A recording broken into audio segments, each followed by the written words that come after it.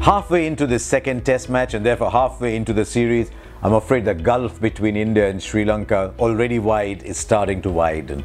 And nowhere was this more apparent than at the Sinhalese Sports Club here in Colombo. You could say that Galle, very good batting surface, the better side tends to win on those, but here was a surface where there was something in it for the bowlers, and I greatly fear Sri Lanka picked a side, packed them with spinners, and they had to bat first. Too much depended on when they were batting.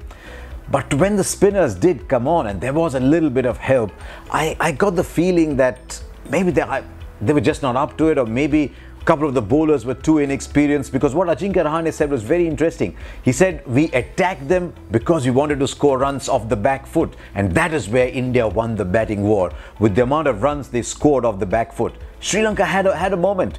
Just after lunch on the first day, when Virat Kohli was out, India were 3 down, and Pujara and Rahane just took it away. Pujara's been magnificent in this series. His innings was chanceless. Rahane got in and got his 132 as well, and then they set it up for everybody else to score. And by then, of course, the bowling was too tired. They were waiting for a declaration, and they just seemed short of ideas. Poor Pushpa Kumar on his debuts had a nightmare. I don't think Dilruwan Pereira is cutting it at this level, and dare you say it, well, the wily old Rangana Herath is maybe just coming to the end as well. And the gulf was exposed after Ravichandran Ashwin and Jadeja came on to bowl late on the second day. And straight away you could see the lengths were fuller, the pace was more. Ashwin's first over was in the high 80s, about 85, 87.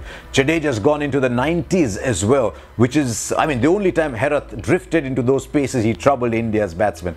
And I just thought the spell that Ashwin bowled to Karunaratne was among the better spells that you will see. And all of a sudden, this pitch has begun to talk. It was all along. It's just that the Sri Lankan bowlers were speaking a different language. India's bowlers speaking a different language. 622, it just tells you the might of India's batting.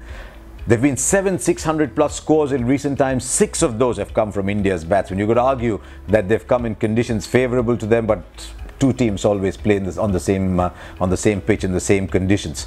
So I'm afraid it's looking like India running away with the series at this stage, and it'll be fascinating to see how India's spinners bowl on it.